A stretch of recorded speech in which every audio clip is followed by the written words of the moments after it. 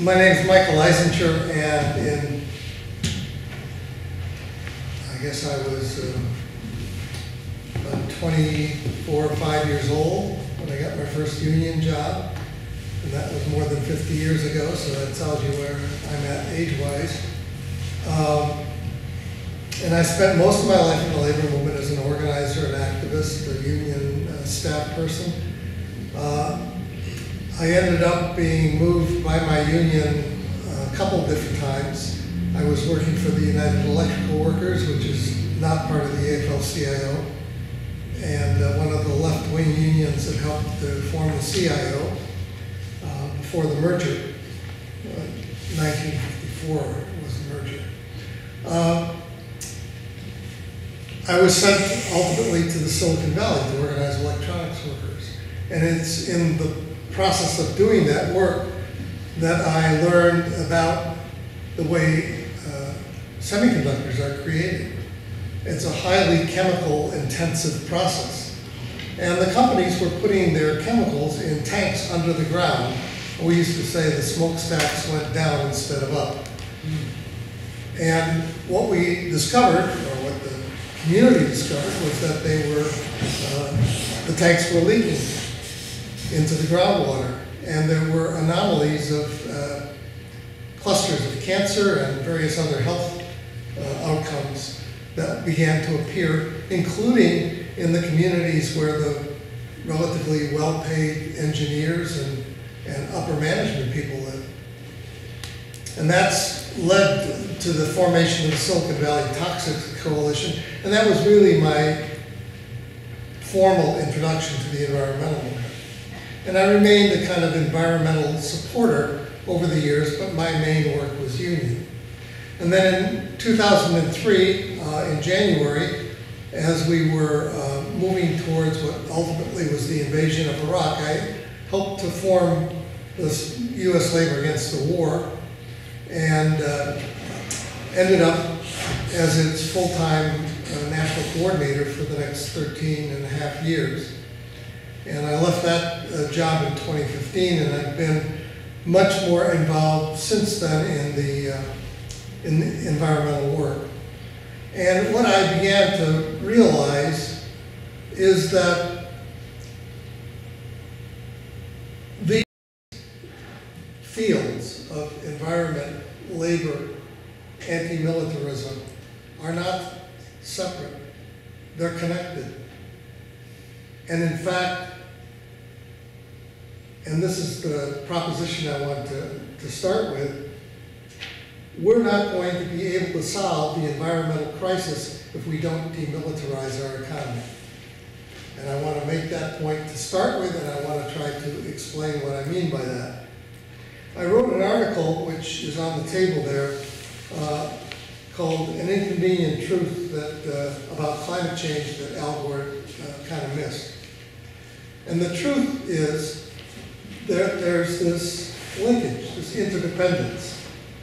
So the proposition I want to start with is that to prevent climate change from inflicting cataclysmic change and damage, threatening much of life on Earth and civilization as we know it, we're going to have to demilitarize our foreign policy, end interventionist wars, and break the grip that the big carbon and the military-industrial complex have on the federal budget, the foreign policy, our economy, and our government. A short way of putting it is that peace is a climate goal because it's a climate necessity. War is an environmental nightmare. It pollutes and contaminates every place it happens. It contributes substantially to the carbon load of the planet.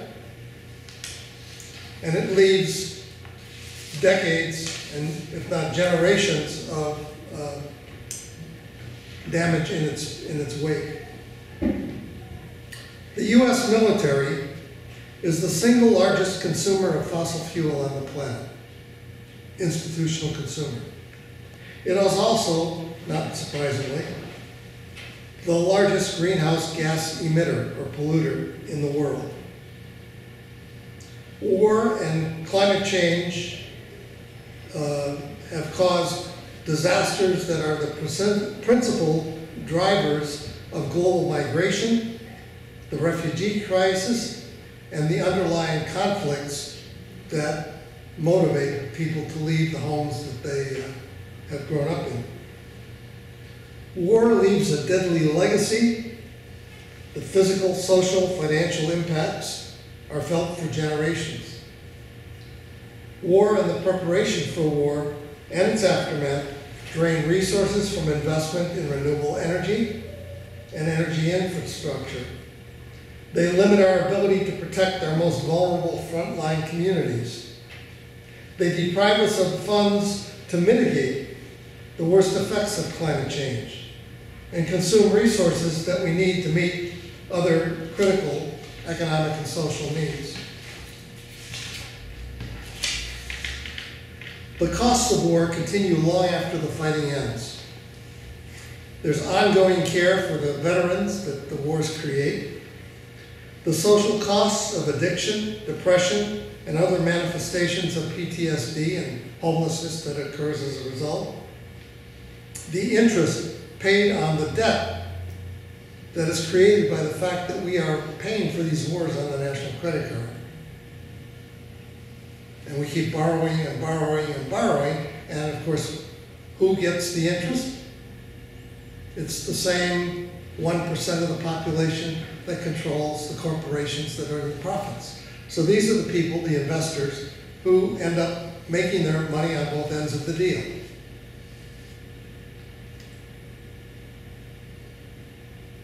War is usually fought in the name of national security or, as they say, our vital interests. And they're used to justify the wars we fight. But those are really just euphemisms for protecting corporate profits, defending investor interests, and maintaining US global domination. The biggest beneficiaries of war and militarism are big oil, the military-industrial complex, and the 1% of the wealthiest 1% of the population. The US military, and this is where the linkage comes in, serves as the global enforcer for fossil fuel interests. I want to say that again. The US military are the gun thugs that the oil industry requires in order to maintain its grip on global resources, markets, and transit. The military-industrial complex is codependent with and inextricably interwoven with the energy-industrial complex, or what some people call big carbon. Neither can survive without the other.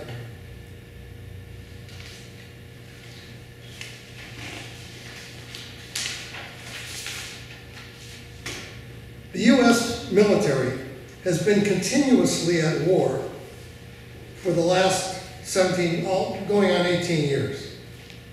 Continuously. It's cost us over $5 trillion.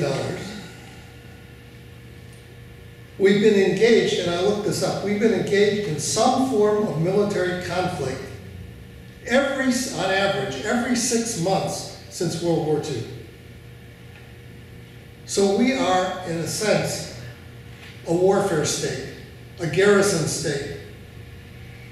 The business of the United States is killing, and it's killing us.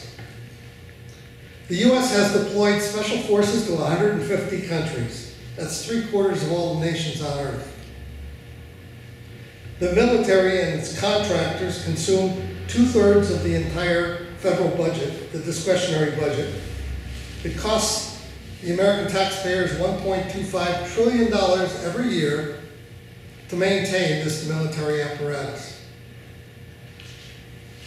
US global reach is provided by 1.3 million men and women under arms, 800 foreign military bases in 80 nations, and reinforced by 20 aircraft carriers, 66 submarines, 329 other naval craft, 3,700 fighter jets, bombers, and attack aircraft, 44,700 tanks and armored fighting vehicles, and 6,550 nuclear warheads. And they are mounted on 800 intercontinental ballistic missiles, as well as submarine and other land-based launching mechanisms.